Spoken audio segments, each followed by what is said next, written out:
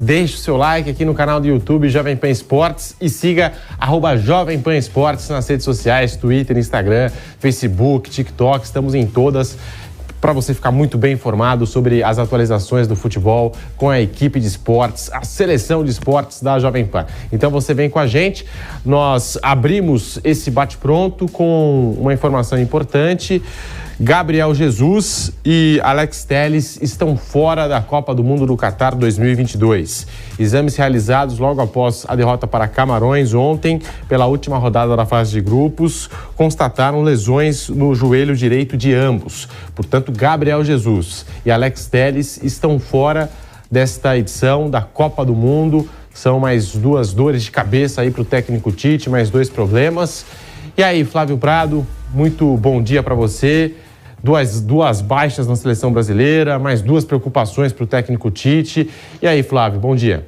Bom dia, Pedro. Bom dia, amigos. Realmente é muito triste. E triste pelo lado humano, né? Os caras estão disputando uma Copa do Mundo, estão vivendo sonhos deles, das famílias deles. O Alex é a primeira. Os dois têm idade para disputar outras. O Gabriel já é a segunda.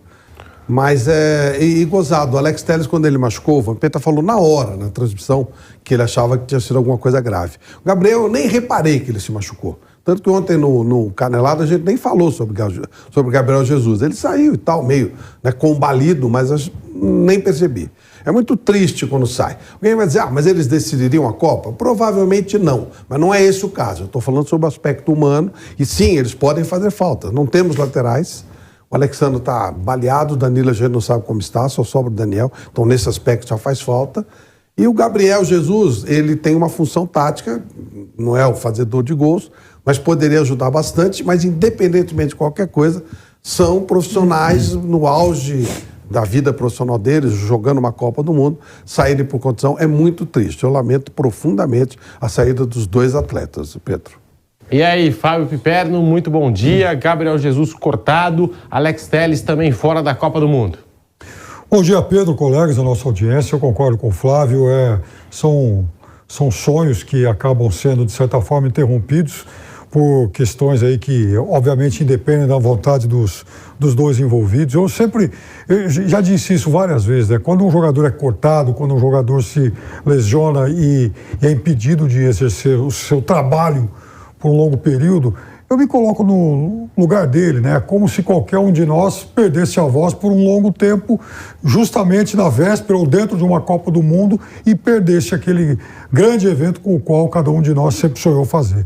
Eu acho que, no caso, principalmente da lateral esquerda, isso vai ser um problemão para a seleção brasileira, porque o Alexandre já é um jogador que se lesionou, está voltando, claro, ao que tudo indica, já vai ter condição para a próxima partida, mas e aí? E se não puder de fato jogar? E se não tiver na sua plenitude? E se tomar cartões e acabar sendo por algum motivo suspenso? Como é que o Brasil vai se virar em relação a isso? É algo muito parecido com o que aconteceu com a França. O Camavinga, ele não jogou lá por acaso como lateral esquerdo, jogou porque havia exatamente essa necessidade, porque a França, inclusive, havia perdido já o Lucas Hernandes. Então, é um problemão, sim, para a fase mais aguda da Copa do Mundo, e lembrando que agora os jogadores não podem mais ser substituídos, né? Quer dizer, não pode haver uma nova convocação. Então, vai ter que segurar as pontas com um elenco agora mais enxuto. Deixe o seu like aqui no canal do YouTube Jovem Pan Esportes. E aí, Márcio Reis, Gabriel Jesus e Alex Telles estão fora da Copa do Mundo. Márcio, bom dia. Bom dia, Pedro. Todos estão acompanhando o Bate-Pronto. São duas baixas realmente que vão fazer muita falta para o elenco do Tite. Primeiro, o lateral esquerdo. Ele começa com um setor onde ele tem poucas opções. Ontem o Marquinhos acabou entrando naquele setor, sendo improvisado, acabou não indo muito bem, mas porque ele não é o jogador que atua naquela função, não é a função de ofício daquele jogador. Então você ter uma baixa, o Alex Telles, e você já tem o seu titular, o Alexandro, que estava machucado, ainda tem que pegar ritmo de jogo novamente, ainda mais nessa fase tão importante, nessa reta final de Mundial, que é você perdeu, tá fora. Então são baixas realmente muito importantes. O Gabriel Jesus ainda não fez gol em Copa do Mundo, é verdade, mas ele é um jogador que se sacrifica muito pelo sistema tático da equipe. E a gente sabe que cada jogo é uma história. A gente nunca pode saber que se até o final da Copa ele pudesse entrar, até mesmo fazer um gol que pudesse dar a classificação do Brasil, quem sabe até um gol do título. Então são jogadores que vão fazer muita falta para o esquema tático do Tite, ainda mais para esse elenco, que é um elenco meio descompensado, com 9 atacantes e faltou pessoas no sistema defensivo. Então, acho que o Tite vai ter muitos problemas com essas 2 baixas. E tem muita gente agora se perguntando, mas será que não dá para substituir os 2? Aí é que tá. Pelas regras da Copa do Mundo, né, você pode fazer alterações na lista até 24 horas antes da estreia na competição e desde que seja comprovada por laudo a gravidade da lesão. Neste caso, qualquer jogador escolhido pela comissão técnica poderia ter sido convocado, mas somente antes da estreia. Agora, pelas regras da Copa do Mundo, a gente não pode mais ter substituições na lista, né? A substituição só poderia ter acontecido antes da estreia. Agora não tem mais como substituir Gabriel Jesus e Alex Telles. Flávio. Assim, Pedro, o que está feito, regra é regra, norma é norma, mas eu acho uma bobagem. Porque a Copa perde, né? Quantos atletas comprovadamente, é óbvio, não vai dar gato, né, Miguel? Não é isso. Mas todas as contusões, infelizmente, foram contusões terríveis, né? A do Lucas na França, que o Perstou foi pesado. Essas 2 foram claramente comprovadas. A gente sabe história de fraturas em Copa do Mundo, né? E não substitui, quer dizer, acho isso uma grande bobagem. E até diria mais, nós temos uma lista de 55, 56 jogadores, o ideal seria que eles estivessem preparados para entrar. E talvez se tivesse essa permissão de substituir a qualquer momento, fizesse isso, fosse possível fazer isso. Eu acho ruim para o evento como um todo. Não é porque é do caso do Brasil especificamente, mas é ruim para o evento como um todo. O casuísmo pode decidir uma Copa do Mundo, um jogador estratégico que contunde, falta alguém para aquela posição. E eu não vejo nenhuma desvantagem de você poder substituir, né? A vantagem de não substituir é o quê? Não vejo nenhuma vantagem. E não tem nenhum prejuízo para quem quer que seja, desde que seja comprovadamente uma contusão, o cara está machucado. E, obviamente, que aquele jogador que virá não era prioridade, apenas para você ter alguém da função fazendo isso. Eu não gosto dessa ideia de não poder substituir. E, Piperno, hoje nós estamos aqui falando de Gabriel Jesus, de Alex Telles, os 2 estão fora da Copa do Mundo, mas hoje será um dia de definições importantes no departamento médico da seleção brasileira. Após a derrota para Camarões, o elenco se reapresenta daqui a pouquinho, às 11 horas da manhã, para o treino no estádio Gran Hamad, em que se definirá o plano para as voltas de Danilo, Neymar, Alexandro, que estão em tratamento de lesões. Basicamente, dos 4 laterais que o Tite levou para essa Copa, 3 são dores de cabeça, são preocupações e o Alex Telles já está fora. Danilo e Alexandro ainda podem retornar nesta edição da Copa do Mundo. Mas será que isso coloca mais pressão, né? Esse corte do Alex Telles coloca mais pressão no retorno do Alexandro, Piperno? Olha, Pedro, veja bem, o Brasil começou a Copa como todo mundo, ou melhor, quase todo mundo, que a França não quis isso, com 26 jogadores, agora tem 21 em condição, por exemplo, de fazer um jogo se o jogo fosse hoje à tarde ou amanhã. Então, é claro que o Alexandro vai ser um jogador observado ainda mais atentamente. Não que não fosse antes, mas é claro que a torcida para que ele volte vai ser cada vez maior, porque ele muda de status, ele deixa de ser um jogador importante, porque era o titular da seleção, para ser agora um jogador imprescindível, porque ele não tem reserva. Então, é claro que isso se torna uma dor de cabeça e você vê como são as coisas, né? A gente falava muito da bruxa solta em várias seleções, especialmente na França, antes da Copa começar. E o Brasil passava ileso. De repente, o Brasil perde 5 jogadores num espaço de tempo curto, todos eles por contusão. Numa competição tão forte, né? Onde se usa muito o lado físico, é difícil você não perder jogadores, é quase impossível. Mesmo, até porque você tá no meio da temporada, mas as lesões, elas são lesões de porrada, de torção, não tem lesão muscular. Pelo menos que eu lembre, ninguém foi cortado por lesão muscular, tá no meio da competição.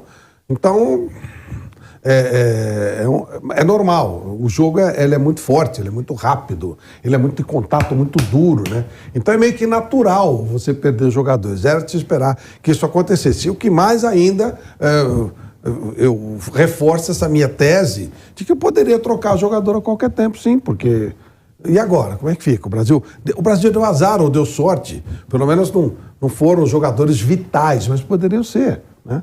Você pode perder um Mbappé, você pode perder um Messi, você pode perder um Neymar, como o Brasil perdeu até agora. Esses jogadores não estarem em campo é ruim para a Copa do Mundo. É ruim para a Copa. Por acaso, esses 2 rapazes que saíram hoje vão fazer falta mais para o Brasil, mas eles não chegam a ser jogadores de atrações e tal. Mas você pode perder a atração também. O Portugal pode perder o Cristiano Ronaldo. Eu não vejo nada de vantajoso numa situação dessas, de você não poder... o Messi não tem substituto para ele. Tá, mas pelo menos você cobre o espaço, você cria alguma situação. Enfim, é uma pena que esse tipo de coisa aconteça e especificamente no caso aí, esses 2 rapazes. O atacante Gabriel Jesus e o lateral esquerdo Alex Telles estão fora da Copa do Mundo. Para você que está chegando agora aqui no canal do YouTube Jovem Pan Esportes, deixe o seu like, deixe o joinha e vamos todos juntos nesta edição especial do Bate Pronto para você. Mas e aí, Márcio Reis, o quanto o Brasil perde com a ausência desses 2 jogadores? Perde muito, são jogadores bem importantes. Eu falo mais do lado esquerdo, que é onde o Alex Telles está jogando, justamente devido à lesão do Alexandro. Então ali sim precisa muito de um jogador que possa atuar por aquele lado. O Gabriel Jesus é um jogador muito tático, é um jogador, claro, ninguém torce para que o jogador saia da Copa, mas é um jogador mais substituível. O Brasil consegue jogar sem atacantes, jogou assim nas eliminatórias, sem o centroavante, jogando com jogadores de lado. Foi onde deu muita abertura para Anthony Martinelli, conseguiram suas convocações na reta final das eliminatórias. Então, eu acho que vai ser menos sentida a falta do Gabriel Jesus do que do Alex Telles, pela necessidade que o Brasil tem nessas laterais. Só que para o jogo contra a Coreia do Sul, já fazendo uma projeção para o jogo de segunda-feira, acho que são 2 pontos que a gente tem que levar em conta aqui. Primeiro, a derrota de ontem para Camarões foi um sinal de alerta para o Brasil. O Brasil tem que entrar ligado todos os jogos. Sabe-se que não tem um elenco que é assim, o time reserva consegue bater no time titular, o time reserva do Brasil consegue jogar melhor que algumas seleções. Isso foi provado ontem que não. É um time que criou bastante, conseguiu criar bastante chances, mas não empurrou a bola para o fundo das redes. Isso vai deixar o Brasil muito ligado para esse próximo jogo, o jogo da Coreia, que é um time muito veloz. E aí eu acho que o Tite poderia fazer um teste, pelo menos no primeiro tempo, de entrar com 3 zagueiros. Acho que ele pode entrar com 3 zagueiros, dando mais liberdade para os pontas. É um time que vai atacar bastante o Brasil, vai dar espaço. E aí os jogadores de velocidade que o Brasil tem podem chegar no fundo, criarem jogadas, empurrar para o fundo das redes. Então, acho que o Brasil tem uma possibilidade alternativa de esquema tático e vai estar muito ligado, porque o jogo de Camarões ontem mandou um recado. O Márcio falou uma coisa interessante, com toda a lógica, quando você falou a Coreia vai atacar o Brasil. Em maio, salvo engano, o Brasil jogou com a Coreia, foi 5-1. Sim. E o Paulo Bento mandou o time para cima mesmo. Quer dizer, a análise do Márcio está correta. Só que ele perdeu de 5-1. Eu não sei se ele vai repetir isso, sabe? Essa ousadia. Muita gente fala assim, futebol coreano e tal, jogadores fracos. Ao contrário. Eles são muito fortes, eles são muito altos. A média de altura da Coreia é maior do que a do Brasil. Por mais que a gente tenha aquela coisa, né, do oriental baixinho, porque nada disso. Eles são fortes, são altos. A zaga deles é muito alta. Quando eles sobem, eles são perigosos. E eles são ousados. Essa ousadia custou muito caro para eles, principalmente com o Brasil, com os jogadores velozes que tem. Eu tenho muitas dúvidas se a Coreia vai atacar o Brasil. Até gostaria que atacasse, mas acho que a lição de maio vai pesar. Quando eles tomaram a goleada, tomaram um vareio, não viram a bola, né? Pela ousadia de atacar. Por outro lado, Pedro, nos jogos que eles ganharam, como surpresa, eles jogaram atacando. Vamos ver, vai ser um duelo interessante. Mas eu entendi o que o Márcio quis dizer, porque como é confronto eliminatório e eles vão precisar... Não, ele falou com toda a lógica, a Coreia eles vão precisar atacar o ofensiva, Brasil sim. de qualquer jeito, né? Se eles quiserem avançar de um gol e tal. Mas também eles podem segurar o Brasil e levar, não sei, para os pênaltis. Pode ser que para também. ele seria bacana. Não, eu só disse que o Márcio ele fez a análise correta. A Coreia, como joga a Coreia? A Coreia joga atacando, ela é um time que ataca. Como ela jogou com o Brasil? Ela atacou o Brasil, ela ataca mesmo. Como ela ganhou os jogos que ela ganhou de surpresa aí? Atacando. Só que esse jogo de maio pode fazer com que o Paulo Bento tire um pouquinho o pé. Pô, se eu atacar esses caras, eu tomei de 5 recentemente, será que não vou tomar de novo, né? Então essa é só esse ponto de interrogação que fica. Agora, eles têm perfil de time ofensivo, sim. A Coreia não é um time defensivo, não são aqueles orientais baixinhos e fraquinhos, ao contrário, fortes, rápidos, altos. Então, O Tite sabe tudo isso muito bem, né? É preciso muito cuidado, inclusive, com a bola parada deles. Eles têm jogadas importantes com bola parada. Contra Portugal, eles fizeram 2 gols de bola parada. Um foi anulado e o outro valeu. Então é bom ficar esperto da bola alta deles, porque eles são altos também. Não é fácil ganhar desses caras por cima, não. E são técnicos também, né? São técnicos, times claro que sim. são jogadores que atuam no futebol europeu, Claro. e não em qualquer liga, em ligas grandes. O principal deles é o Son, que a gente sabe que é o jogador que joga no Tottenham, titular há muito tempo, joga muita bola. Então não é um time que você pega e fala assim, é uma barbada você ganhar da Coreia do Sul. Não é. O brasileiro for pensando nisso aí, vai tomar uma surpresa. O time da Coreia do Sul é um bom time e vai ser um ótimo teste pro Brasil, ainda se ele não colocar o Neymar e com esse problema nas laterais que o Brasil tem. Mas Flávio Piperno, é curioso, né? Tipo assim, porque o Gabriel Jesus, ele é bom centroavante, é bom jogador, a gente sabe disso, mas chega em Copa do Mundo, ele não acaba agradando, né? Ele não acaba performando da maneira que a gente esperava, da maneira que a gente tem expectativa em cima de um jogador como ele, jogador de Premier League, jogador que já se afirmou na Europa, jogador que era muito importante no Manchester City, do Pep Guardiola. E aí chega na seleção brasileira, nenhum gol em Copa do Mundo. É claro que o cara entra muito pressionado. 8 jogos, nenhum gol. Já é a segunda Copa dele. Isso influencia na hora que ele entra em campo? E será que também não é uma questão de posicionamento? Porque o Gabriel Jesus não é aquele cara que fica paradão na área. É o cara que sai, se movimenta, ajuda os companheiros, volta no meio de campo, vem brigar pela bola. Será que isso também não influencia nessa questão do Gabriel Jesus não marcar gols pela seleção brasileira, Flávio Prado? Pedro, o não marcar gols não significa não ser útil. Se eu estiver enganado, por favor, me corrijam. O Giroud foi um dos jogadores mais importantes da França na Copa e passada. Não marcou parece gol que ele não fez gol. Não fez gol, quer dizer, e foi um jogador estratégico e substituía o Benzema. O Gabriel, ele não é um agudo, ele não é aquele centroavante fazedor de gols, de empurrar a bola para dentro. Até pela habilidade que ele tem, ele sabe sair, ele sabe abrir espaço. Quando ele sai da área, ele tira alguém com ele. Então é um jogador estratégico. Que ele está pressionado por não fazer gols, eu não tenho dúvida disso. Até o Fred, que é um jogador mais específico de fazer gols, não conseguiu fazer e há aquela pressão. Mas isso faz parte, são opções do treinador. De repente ele quer liberar mais os homens que vêm de trás, um Paquetá, um Neymar, um Casemiro, enfim. E ele tira o Gabriel saindo leva alguém junto e pode chegar e fazer o gol. Então, não fazer gol não significa necessariamente que o cara não foi bem. Agora, concordo, tanto na Copa passada como nessa, como nas oportunidades que ele teve, o Gabriel jogou menos do que a gente esperava. Ele pode mais. E aí sim, o lado psicológico pesa um pouquinho, tem jogador que se adapta mais facilmente, outros têm um pouquinho mais de dificuldade. A gente vê o Pombo. O Pombo é um cara que... O Gabriel Martinelli é um absurdo. Gabriel Martinelli saiu do Ituano pro Arsenal e parecia que ele estava na casa dele. Ele continua em Itu, ele não está nem aí. Aí ele mete a camisa da seleção brasileira, é personalidade de cada um. Isso não quer dizer que o cara seja melhor ou pior, mas é personalidade de cada um. O Gabriel, pelo menos em campo, é um pouquinho mais introspectivo, tem um pouquinho mais de dificuldade, talvez seja mais suscetível a críticas. E aí isso acontece, mas eu acho que ele vai fazer falta para a seleção, sim. E eu acho que, pelo menos no jogo de ontem, a gente tinha mais expectativa em cima do Gabriel Jesus, porque você citou o Martinelli. Jesus e Martinelli são companheiros de Arsenal, eles são titulares do Arsenal, líder da Premier League, jogadores que vêm sendo elogiados na Inglaterra. E mesmo assim, mesmo com esse entrosamento dos dois, o Gabriel Jesus não conseguiu aparecer ofensivamente, né? Piperno, 8 jogos, nenhum gol marcado do Gabriel Jesus na história das Copas. Ô Pedro, só um detalhe antes do nosso Piperno falar. O Brasil tem 9 atacantes, só fez 3 gols. É o menor índice do Brasil nas últimas edições de Copa do Mundo. Desde 1978. Olha como é curioso isso. Olha como é. Né? O fato de ter muitos atacantes não quer dizer que você vai fazer muitos gols. Embora o Brasil, no primeiro jogo, tenha jogado muito bem, segunda partida foi bem aceitável e ontem também não mereceu perder. Em 74 fez 3, daqueles 3 contra o Zaire. Depois, em 78, fez 1.